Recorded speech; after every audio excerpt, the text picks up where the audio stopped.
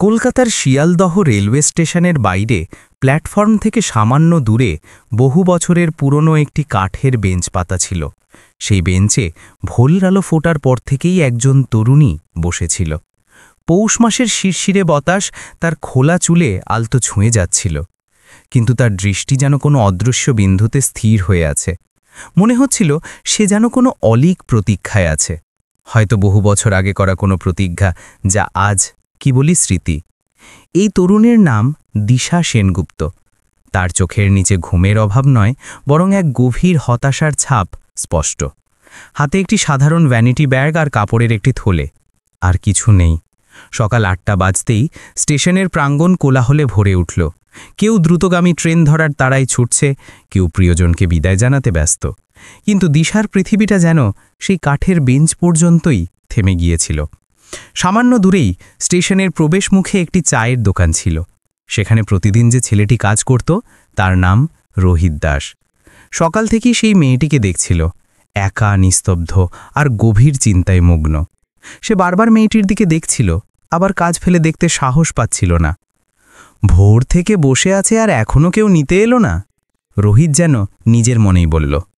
হয়তো সে কারোর আসার অপেক্ষায় আছে, অথবা হয়তো কেউ তাকে চিরতরে একা করে দিয়ে গেছে। দুপুর প্রায় ১টা বাজল। সূর্য তখন মাথার উপরে, আর স্টেশনের ভিড় কিছুটা কমে গিয়েছিল। কিন্তু দিশা সেখানেই ছিল, সেই একই বেঞ্চে, একই বিষণ্ণতায়। এবার রোহিতের মনে অস্বস্তি হতে শুরু করল। সে বহুবার নিজের মনকে দমন করার চেষ্টা করেছিল, কিন্তু শেষমেশ সে সাহস সঞ্চয় করল। সে ধীরে ধীরে সেই বেঞ্চের কাছে এগিয়ে গেল এবং বলল, দিদি, কিছু মনে করবেন না, কিন্তু সকাল থেকে দেখছি আপনি এখানেই বসে আছেন। আপনার কি শরীর ঠিক আছে? কাউকে খুঁজছেন কি? দিশা হঠাৎ মাথা তুলে তাকালো। তার চোখে ঈষৎ ভয় আর কণ্ঠে বিরক্তি ছিল। আপনার কিসের প্রয়োজন? আমি যেখানে ইচ্ছা বসি, যার ইচ্ছা অপেক্ষা করি। আপনি আপনার কাজে মন দিন। রোহিত কিছুটা পিছিয়ে গেল। না না, আমার ওটা ছিল না, সে শান্ত স্বরে বলল। আমি দেখলাম যে আপনি খুব চিন্তিত। যদি কোনো সাহায্যের দরকার হয় তবে শুধু বলবেন, নয়তো আমি আর কিছু জিজ্ঞেস করব না। এই বলে সে নিজের দোকানের দিকে ফিরে গেল। কিন্তু তার মন আর শান্ত ছিল না। রাতে বাড়ি ফিরে সে তার মা লতিকা দেবীকে বলল, মা, আজ স্টেশনে একটা মেয়েকে দেখলাম, সকাল থেকে সন্ধ্যা পর্যন্ত সেখানেই বসেছিল। না কিছু খেয়েছে, না কারো সাথে কথা বলেছে। দেখলে মনে হচ্ছিল যেন পৃথিবী তার সব কেড়ে নিয়েছে। মা বললেন, বাবা, কোনো কারণ নিশ্চয়ই আছে। তুমি অন্য কারো ব্যাপারে মাথা ঘামিও না। কিন্তু যদি সত্যিই সাহায্য করতে হয় তবে ভয় পাস না। ভগবান এমন মুহূর্তেই মানুষের পরীক্ষা নেন। রোহিত মাথা নাড়ল, কিন্তু তার হৃদয়ে একটা অদ্ভুত অস্থিরতা ছিল। সে সারা রাত ধরে শুধু পাশ ফিরছিল। পরের দিন সকালে রোহিত স্টেশনে পৌঁছতেই তার হৃদয় থমকে গেল। সেই মেয়েটি আজও সেখানে ছিল, সেই একই বেঞ্চ, সেই একই থলে, সেই একই শূন্য দৃষ্টি। শুধু চেহারা এখন আরও বেশি ক্লান্ত লাগছিল। এ কি সারা রাত এখানেই ছিল? রোহিত ভাবল, এর কি থাকার কোনো জায়গা নেই? সে ধীরে ধীরে তার কাছে এগিয়ে গেল। দিদি, মাফ করবেন, আপনি কি সারা রাত এখানেই ছিলেন? দিশা কোনো উত্তর দিল না, শুধু তার চোখ থেকে জল ঝরে পড়ল। রোহিতের ঠোঁট শুকিয়ে গেল। সে ঝুঁকে পড়ে আস্তে করে বলল, দেখুন, আমি অপরিচিত নই, কোনো খারাপ উদ্দেশ্যও নেই, শুধু মানুষ হিসেবে জিজ্ঞেস করছি, আপনার সাথে কি হয়েছে? দিশা তার ভিজে চোখ দিয়ে তার দিকে দেখল। কয়েক মুহূর্ত চুপ রইল, তারপর তার আওয়াজ কাঁপতে লাগল। আমার নাম দিশা, আমি হাওড়ার বাসিন্দা। আমার স্বামীর নাম ছিল সৌমেন মুখার্জি। উনি কলকাতায় কাজ করতেন। ২ সপ্তাহ আগে উনি এসে বললেন যে উনি কলকাতায় একটি ছোট ফ্ল্যাট কিনেছেন। এবার থেকে আমরা সেখানেই থাকব। উনি বললেন যে পুরনো বাড়ি বিক্রি করে দিই এবং একসাথে নতুন জীবন শুরু করি। রোহিত চুপচাপ সব শুনতে থাকল। দিশার চোখ এবার সম্পূর্ণ ভিজে গিয়েছিল। আমি বাড়ি বিক্রি করে দিলাম, সব টাকা ওনার অ্যাকাউন্টে জমা হলো। গতকাল আমরা এখানে কলকাতা আসছিলাম। স্টেশনে পৌঁছে উনি আমাকে বললেন, তুমি এখানে বসো, আমি টিকিট নিয়ে আসছি। আমি বাইরে বসে রইলাম, কিন্তু উনি আর কখনোই ফিরলেন না। তার কণ্ঠস্বর এবার ভাঙ্গা শোনালো, আমি সারাদিন অপেক্ষা করলাম, তারপর সারা রাত। এখন আমার বিশ্বাস হয়ে গেছে উনি আমাকে ছেড়ে চলে গেছেন। রোহিতের মুখে কোনো কথা এলো না, শুধু তার বুকে একটা অদ্ভুত যন্ত্রণা নেমে এলো। কিছুক্ষণ পর সে বলল, আপনার বাড়ির লোক আছে তো, তাদের কাছে চলে যান। দিশা মাথা নিচু করল। আমার বাবা মা নেই, দাদা বৌদির কাছে আমি বোঝা মনে হয়। এখন আমি কোথায় যাব? আমি তো এটাও ভেবেছিলাম যে এই জীবনটাই শেষ করে দিই, কিন্তু বোধহয় ভগবান আমার প্রতি দয়া করেছেন, তাই এখনও বেঁচে আছি। রোহিত স্তম্ভিত হয়ে গেল। এমন কথা বলবেন না, সে বলল। যদি অন্য কোনো জায়গা না থাকে তবে আমার বাড়িতে চলুন। আমার মা আছেন, খুব ভালো মানুষ এবং দয়ালু। আপনার কোনো অসুবিধা হবে না। আমি আপনাকে বাড়ি পৌঁছে দেব, তারপর আমার কাজে চলে যাব। দিশা কিছু মুহূর্ত তাকে দেখল। তার চোখে প্রথমবারের মতো ভয়ের বদলে আস্থা দেখতে পাওয়া গেল। ঠিক আছে, সে ধীরে করে বলল, যদি তুমি বলছো তো চলি। এখন তো আর কোথাও যাওয়ারও জায়গা নেই। রোহিত তাকে নিয়ে স্টেশন থেকে বেরিয়ে এলো। একটু হেঁটে সংকীর্ণ গলি দিয়ে যাওয়ার পর তারা তাদের ছোট্ট ঘরের বাইরে পৌঁছল। দরজায় একটি পুরনো নেমপ্লেট ঝোলানো ছিল, লতিকা নিবাস। রোহিত দরজায় টোকা দিল। ভেতর থেকে আওয়াজ এলো, কে রে বাবা? দরজা খুলল। সামনে তার মা দাঁড়িয়েছিলেন। তিনি তার ছেলের পাশে একটি অপরিচিত মেয়েকে দেখে অবাক হলেন। এ কে রে বাবা? আর আজ একটু তাড়াতাড়ি বাড়ি ফিরলি কেন? রোহিত সব কথা আস্তে আস্তে বলল। মা, এ সেই মেয়ে যার কথা গতকাল বলেছিলাম। বেচারি সারা রাত স্টেশনে বসেছিল। এর সাথে খুব বড় প্রতারণা হয়েছে। তুমি একে ভেতরে নাও, হয়তো ক্ষুধাও পেয়েছে। লতিকা দেবী এক মুহূর্ত তাকে দেখলেন, তারপর বললেন, ঠিক আছে বাবা, তুই তোর কাজে যা, আমি একে দেখব। রোহিত মাথা নাড়ল এবং চলে গেল। মা দিশাকে ঘরের ভিতরে ডাকলেন। এসো মা, হাতমুখ ধুয়ে নাও, আমি খাবার দিচ্ছি। দিশা সংকোচের সাথে বলল, না মাজি, থাক না, আমি এভাবেই ঠিক আছি। লতিকা হেসে উঠলেন, মা, ক্ষুধর তো পেটে কিছুই ঠিক লাগে না। তুমি আমার মেয়ের মতো। চলো খেয়ে নাও, তারপর বিশ্রাম করবে। দিশার গালে জল গড়িয়ে পড়ল। অনেক দিন পর কেউ তাকে মেয়ে বলে ডেকেছিল। সে ধীরে করে বলল, আপনাকে ধন্যবাদ মাজি। বোধহয় আজ অনেক দিন পর কেউ আমাকে নিজের একজন বলে মনে করালো। মা বললেন, ভগবানের পৃথিবীতে কেউ কারোর হয় না, কিন্তু সময় এলে প্রত্যেকেই কারো না কারোর হয়ে যায়। দিশা খাবার খেল। তারপর মা তাকে একটি ছোট ঘর দেখালেন। এখানে বিশ্রাম করো মা, এখন তুমি আমাদের বাড়িতেই আছো, ভয় পাওয়ার দরকার নেই। দিশা প্রথমবারের মতো অনেক ঘণ্টা পর শান্তির নিঃশ্বাস নিল। সে বিছানায় শুয়ে পড়ল এবং ধীরে ধীরে ঘুমের গভীরে তলিয়ে গেল। তার চোখ থেকে জল ঝরছিল, কিন্তু এইবার সেই জল ভয়ের নয়, স্বস্তির ছিল। সকালের হালকা রোদ জানালা দিয়ে ঘরের মধ্যে উঁকি দিচ্ছিল। পাখির কিচিরমিচির আর বাইরে থেকে আসা ট্রেনের বাঁশি দুটো মিলে এক নতুন প্রভাতের ইঙ্গিত দিচ্ছিল। দিশা চোখ খুলল।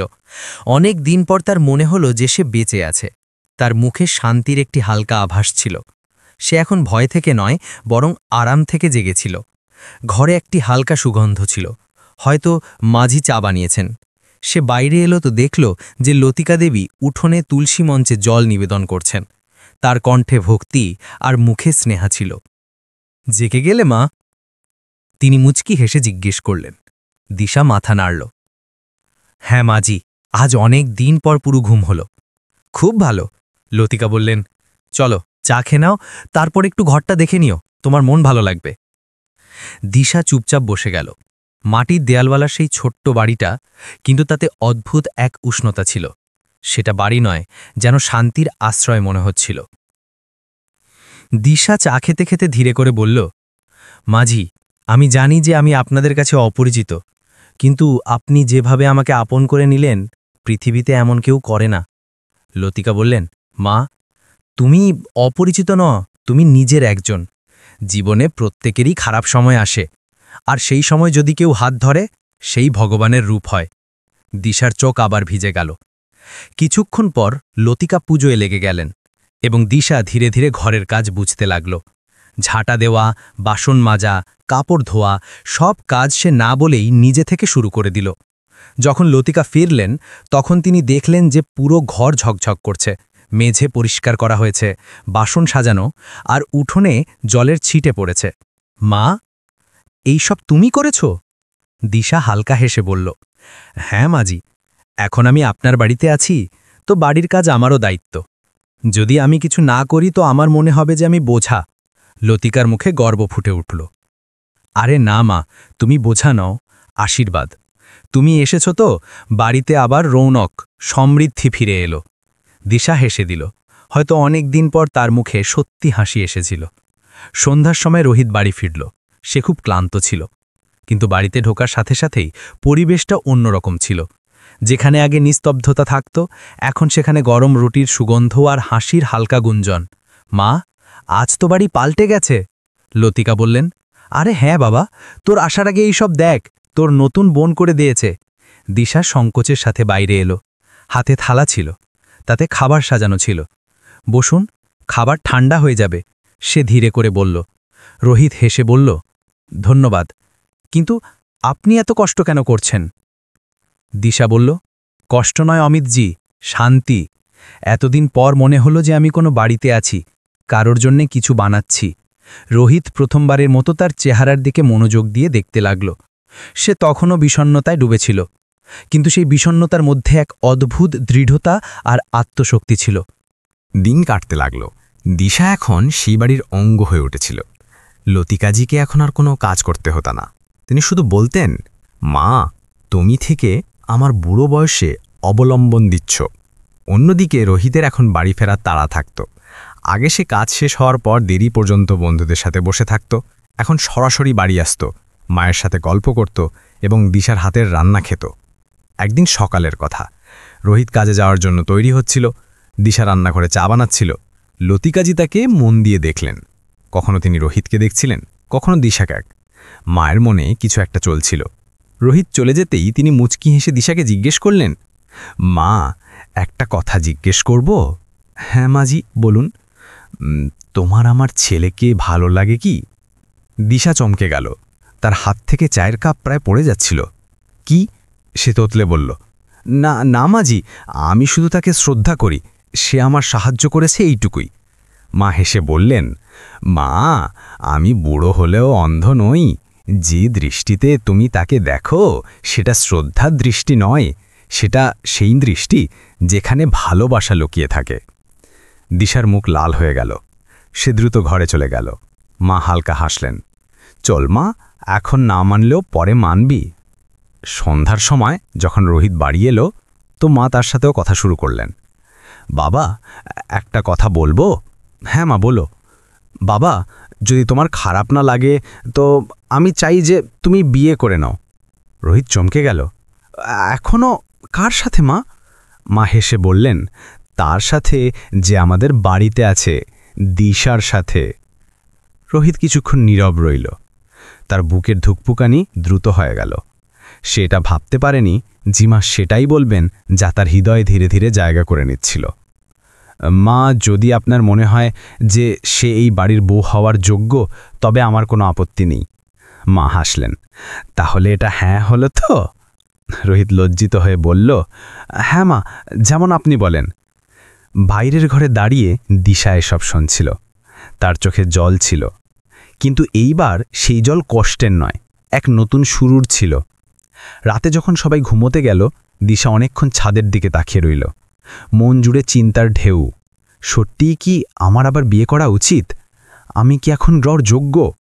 সে ভাবতে থাকল। কিন্তু তারপর রোহিতের শান্ত কণ্ঠস্বর মনে পড়ল। সে শান্তি এনে দিত, কখনো জোরও করত না, আর সবথেকে বড় কথা, সে সম্মান দিত। সে নিজেকে বলল, বোধহয় ভগবান আমাকে এই বাড়িতে এমনিতেই পাঠাননি। সেই রাতে সে মুচকি হেসে ঘুমিয়ে গেল, প্রথমবারের মতো কোনো ভয় বা জল ছাড়া। পরের দিন যখন মাজি হালকাভাবে আবার সেই কথা তুললেন, তখন দিশা দ্বিধা করে হেসে বলল, মাজি, যদি আপনার মনে হয় যে এটা সঠিক, তবে আমারও কোনো আপত্তি নেই। মা তাকে গলায় জড়িয়ে নিলেন। মা, তুমি আমার ঘর আবার আলোকে ভরে দিলে। এখন সবকিছু স্থির হয়ে গেল। দিশা আর রোহিতের বিয়ে। কিন্তু ভাগ্য তখনও একটি আরেকটি মোড় বাকি রেখেছিল। বিয়ের কথা ঠিক হবার পর দিশার মুখে এখন একটি নতুন দ্যুতি ছিল। সে এখন আগের মতো ভীত বা বিধ্বস্ত নারী ছিল না। এখন তার মধ্যে আত্মবিশ্বাস ঝিলিক মারছিল। লতিকাজি খুশি ছিলেন, কারণ তার মনে হচ্ছিল যে ভগবান অবশেষে তাদের সংসারকে আবার পুরোপুরি সাজিয়ে দিয়েছেন। রোহিত এখন আরও বেশি হাসতে লাগল। কাজ থেকে ফেরার সময় সে প্রায়ই ফুল নিয়ে আসত, কখনো মিষ্টি তো কখনো মায়ের জন্য ওষুধ। আর দিশা সেই সবের মধ্যে এক সহজ সরলভাবে যুক্ত থাকত। দিন এমনভাবে কাটতে লাগল যেন জীবন ধীরে ধীরে নিজের সমস্ত আঘাত সারিয়ে তুলছিল। এক দুপুরের কথা, দিশা বাজারে গিয়েছিল ফল কেনার জন্যে। কলকাতার পুরনো গলিতে একটি ছোট্ট লটারির টিকিটের দোকান ছিল। দোকানদার আওয়াজ দিল, মাত্র 20 টাকায় ভাগ্য পাল্টানোর সুযোগ, কোটিপতি হয়ে যান, লটারির প্রথম পুরস্কার। দিশা প্রথমে উপেক্ষা করল, তারপর জানি না কেন একটি অদ্ভুত ইচ্ছা তার মনে জাগল। সে নিজে নিজেকে বলল, ভাগ্য তো এখন পর্যন্ত শুধু দুঃখই দিয়েছে, হয়তো আজ কিছু ফিরিয়ে দেওয়ার মন হয়েছে তার। সে দোকানের কাছে গেল এবং একটি টিকিট কিনে নিল। দোকানদার বলল, একদম ঠিক করেছেন দিদি, ভাগ্য কখন হাসে কেউ জানে না। দিশা হেসে দিল, ভাগ্য আর আমি হয়তো এখন বন্ধু নই। সে টিকিটটা সাবধানে নিজের পার্সে রেখে দিল এবং ফল নিয়ে বাড়ি ফিরল। সন্ধ্যের সময় যখন বাড়ি পৌঁছাল তো লতিকাজি রান্নাঘরে ছিলেন। দিশা তাকে টিকিটটি দেখালো এবং একটু হেসে বলল, মাজি, আজ একটা নির্বোধের মতো কাজ করে দিলাম আমি। কি হলো মা? ওই লটারির টিকিট নিয়ে নিলাম রাস্তায়, 20 টাকা দাম ছিল, কিন্তু এখন মনে হচ্ছে যে টাকাটাই নষ্ট হলো। লতিকা হেসে বললেন, আরে না মা, কখনো কখনো এমন জিনিস আনন্দের জন্য নিয়ে নেওয়া উচিত, কে জানে সত্যি সত্যি ভাগ্য হেসে দেয়। দিশা মাথা নাড়ল, আরে না মাজি, যদি এভাবেই কোটিপতি হওয়া সহজ হতো তো সবাই ধনী হতো। দুজনেই হেসে উঠলেন। দিশা টিকিটটা মাজিয়ের হাতে দিয়ে দিল, আপনি রেখে দিন মাজি, আমার এই ভাগ্য পরীক্ষায় ভরসা নেই। মাজি টিকিটটি পূজার মূর্তির কাছে রেখে দিলেন। ঠিক আছে মা, ভগবানের চরণে রেখে দিয়েছি, এখন যা হবে ভালোই হবে। দুদিন কেটে গেল। সেই দিন লটারির ফলাফল আসার কথা ছিল। লতিকাজি টিভিতে বসেছিলেন এবং দিশা রান্নাঘরে কাজ করছিল। দিশা, মাজি আওয়াজ দিলেন, আরে আয়, রেজাল্ট আসতে চলেছে, আয় দেখে নে। দিশা বলল, আরে মাজি, আমার এসব ফালতু জিনিসে আগ্রহ নেই, আপনিই দেখে নিন। টিভিতে ঘোষণা শুরু হলো, তৃতীয় পুরস্কার, তারপর দ্বিতীয়। দুটো সংখ্যাই মিলল না। লতিকাজি রিমোট তুললেন, টিভি বন্ধ করতে যাচ্ছিলেন যে তখনই স্পিকার থেকে আওয়াজ এলো, এবং এখন প্রথম পুরস্কার 1 কোটি টাকার। টিভিতে যে সংখ্যাগুলো দেখা গেল সেগুলো সেই টিকিটের সংখ্যাই ছিল। লতিকার চোখ আশ্চর্যে বড় হয়ে গেল। তিনি টিকিট তুলে মেলাতে লাগলেন। প্রথম সংখ্যা সঠিক, দ্বিতীয় সঠিক, তৃতীয় সঠিক, 3টে সংখ্যাই মিলে গিয়েছিল। হে ভগবান, তিনি চিৎকার করলেন, দিশা মা, জলদি আয়। দিশা দৌড়ে এলো। কি হলো মাজি? লতিকা তাকে গলায় জড়িয়ে নিলেন। মা, তোর লটারি লেগে গেছে, 1 কোটি টাকার পুরস্কার এসেছে। দিশা প্রথমে তো কিছুই বুঝতে পারল না। কি সত্যি? হ্যাঁ মা, দেখ, নিজে মিলিয়ে নে। দিশা টিকিট আর টিভি স্ক্রিন দুটোকেই বারবার মেলালো। তার হাত কাঁপছিল। আর যখন বিশ্বাস হয়ে গেল যে সত্যি সংখ্যাগুলো একই, সে স্থির হয়ে দাঁড়িয়ে রইল। মাঝি, এটা কিভাবে হলো? এটা কি স্বপ্ন? না মা, এখন তোর ভাগ্য জেগেছে। রোহিতকে তাড়াতাড়ি ফোন করা হলো। সে সঙ্গে সঙ্গে বাড়ি পৌঁছাল। দিশার চোখে আনন্দের জল ছিল, আর রোহিত তাকে দেখে হাসল। তো এখন তুমি কোটিপতি হয়ে গেলে? দিশা হাসল, আমার তো এখনো বিশ্বাস হচ্ছে না। রোহিত বলল, এখন বিশ্বাস করো, কারণ কাল সকালে ব্যাংকে যেতে হবে। এই পুরস্কার তোমার অ্যাকাউন্টে ট্রান্সফার করাতে হবে। পরের দিন সব নিয়মকানুন পুরো হলো। দিশার নামে 1 কোটি টাকা তার অ্যাকাউন্টে এসে গেল। কিছু টাকা নগদও মিলল, যাতে সে নিজের মন মতো কিছু করতে পারে। দিশা নিজের হাতে চেক দেখল, আর তার চোখে জল ভরে এলো। কখনো ভাবিনি যে একদিন আমার কাছে এত টাকা হবে, তাও সেই সময় যখন আমি নিজেকে শেষ করার কথা ভাবছিলাম। রোহিত বলল, ভগবান কখনো কাউকে অকারণে বাঁচিয়ে রাখে না। দিশা, তুমি তাই বেঁচেছিলে যাতে একদিন নিজের শক্তিতে উঠে দাঁড়াতে পারো। দিশা তার দিকে তাকালো। সেই চোখে এখন ভয় ছিল না, শুধু শ্রদ্ধা আর আপনত্ব ছিল। দিন কাটতে লাগল। দিশা সবার প্রথমে সেটাই করল যা তার হৃদয়ে চেয়েছিল। সে লতিকাজিয়ের নামে বাড়ির কিছু অংশ সংস্কার করালো, ছাদ ঠিক করালো, নতুন রং করালো এবং মাজিয়ের ঘরে একটি ছোট পুজোস্থান বানালো। তারপর রোহিতের কথায় দিশা একটি ছোট খাবারের হোম ডেলিভারি ব্যবসা শুরু করল। নাম রাখল মায়ের স্বাদ। লতিকাজিয়ের তত্ত্বাবধানে দিশা রান্নার কাজ সামলালো এবং রোহিত ডেলিভারির। ধীরে ধীরে সেই ব্যবসা সফল হতে লাগল। লোকেরা বাড়ির তৈরি খাবারের প্রশংসা করতে লাগল এবং দিশার জীবনে এখন এক নতুন প্রেরণা ছিল। কিছু সপ্তাহ পর দিশা নিজে মাজিকে বলল, মাজি, একটা কথা বলবো? হ্যাঁ মা, আপনি একদিন বলেছিলেন যে আমি আর রোহিত বিয়ে করি। আমি তখন কিছু বলিনি, কিন্তু এখন বলতে চাই। মাজি হাসলেন। কি বলতে চাও? দিশা দ্বিধা করে বলল, আমি প্রস্তুত মাজি, এখন আমার কাছে সব কিছু আছে, টাকা, সম্মান, নিজের কাজ। শুধু এখন এই বাড়িকে নিজের নামে করতে চাই। লতিকাজি তাকে গলায় জড়িয়ে নিলেন। মা, তুমি আমার ছেলের হৃদয় নয়, আমার হৃদয়ও জয় করে নিয়েছ। বিয়ের প্রস্তুতি শুরু হয়ে গেল। রোহিত যখন এই খবর শুনল তো তার চোখও ভিজে গেল। দিশা, তুমি আমাকে জীবনের সবচেয়ে বড় উপহার দিয়েছ। দিশা হেসে বলল, উপহার নয় রোহিত, এটা আমার জীবনের সবচেয়ে বড় ভুলটার জবাব। যে মানুষটি আমাকে স্টেশনে ছেড়ে গিয়েছিল সে হয়তো জানত না যে সে আমাকে ছাড়েনি, সে আমাকে আমার ভাগ্যের সাথে মিলিয়ে দিয়েছে। বিয়ে সরলভাবে হলো। গলির লোক, মাঝিয়ের পুরনো পরিচিত এবং কিছু বন্ধু সবাই উপস্থিত হল। দিশা লাল শাড়ি পরেছিল, রোহিত হালকা ক্রিম রঙের শেরওয়ানি। যখন 7 পাকে বাঁধা হচ্ছিল তো লতিকাজির চোখ থেকে জল থামছিল না। তিনি মনে মনে বললেন, হে ভগবান, তোমার কৃপা। যে মেয়েটিকে তুমি আমাদের দরজায় পাঠিয়েছিলে সে আজ আমাদের বউ হয়ে গেল। বিয়ের পর দিশা সেই ব্যবসা আরও বাড়িয়ে তুলল। এখন মায়ের স্বাদ কলকাতার অনেক এলাকায় চলতে লাগল। রোহিত আর দিশা দুজনেই পরিশ্রম করত এবং মাঝি বাড়ির কাজ দেখতেন। সেই বাড়ি এখন আগের থেকে অনেক বেশি উজ্জ্বল ছিল। বিয়ের এখন 6 মাস হয়ে গিয়েছিল। দিশা আর রোহিতের জীবন এখন একদম স্বাভাবিক ছিল। তাদের মায়ের স্বাদ টিফিন সার্ভিস বিজনেস পুরো দক্ষিণ কলিকাতায় চলতে লাগল। প্রতি সকালে তারা দুজনে মিলে কাজ শুরু করত। দিশা রান্নাঘরে, রোহিত বাইরে ডেলিভারি প্ল্যানে, আর মাঝি পুজোর পর সবাইকে আশীর্বাদ দিতেন। বাড়িতে এখন শান্তি ছিল, হাসি ছিল এবং বিশ্বাসের প্রতিধ্বনি ছিল। দিশার মুখে এখন সেই শান্তি ছিল যা কখনো তার কাছে ছিল না। সেই শান্তি যা কারো দয়ায় নয়, নিজের উদ্যোগে অর্জন করা হয়েছিল।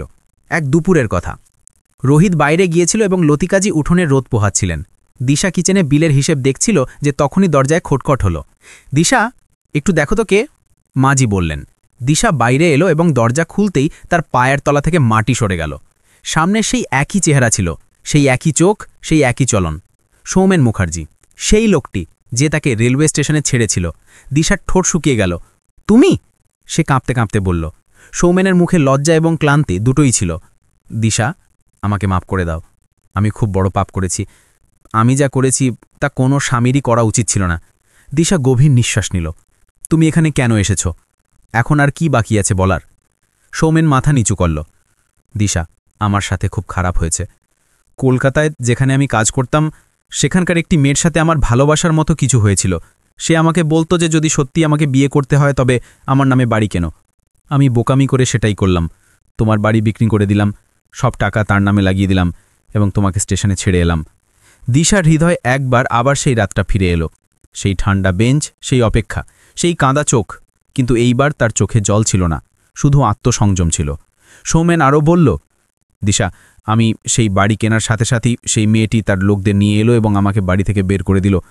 আমি ধ্বংস হয়ে গেলাম। অনেক মাস ধরে রাস্তায় ঘুরলাম, কিন্তু যখন শুনলাম যে তোমার লটারি লেগেছে এবং তুমি এখন ধনী হয়ে গেছো, তখন ভাবলাম যে তুমি হয়তো আমাকে মাফ করে দেবে। দিশা কিছুক্ষণ তাকে দেখতে রইল, তারপর বলল, তো তুমি এখানে ক্ষমা চাইতে এসেছ নাকি আমার টাকার জন্য? সৌমেন চুপচাপ মাথা নিচু করল। আমার কিছু চাই না, শুধু একটা সুযোগ, শুধু একটা। দিশার মুখে ঠান্ডা ভাব নেমে এলো। সে দরজার কাছে রাখা চেয়ারে হাত রাখল এবং ধীর স্বরে বলল, সৌমেন, যখন তুমি আমাকে স্টেশনে ছেড়ে গিয়েছিলে তখন আমার মনে হয়েছিল যে আমার জীবন শেষ হয়ে গেছে। কিন্তু সেই রাতের পর আমার জীবন শুরু হয়েছিল। সৌমেন বিস্ময়ের সাথে তার দিকে তাকাল। হ্যাঁ, দিশা বলল, সেই রাতে আমি একা ছিলাম, ক্ষুধার্ত ছিলাম, ভেঙে পড়েছিলাম।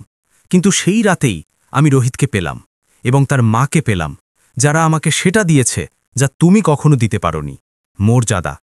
সে আরও বলল, তুমি আমাকে টাকার জন্য ছেড়েছিলে, আর আজ আমি টাকা ছাড়াও ধনী, কারণ আমার কাছে নিজের নাম, নিজের কাজ এবং নিজের পরিবার আছে। সৌমেনের চোখে জল ছিল। দিশা, আমি সত্যি অনুতপ্ত। দিশা দৃঢ় গলায় বলল, অনুতাপ সবসময় দেরিতে আসে। সৌমেন, এখন আমি কারো ছায়া নই, নিজে একটি পরিচয়, এবং সবচেয়ে জরুরি কথা, আমি এখন অন্য কারো স্ত্রী। সৌমেন চোখ নামিয়ে নিল। সে বুঝতে পারছিল যে এখন আর এই বাড়িতে তার কোনো স্থান নেই।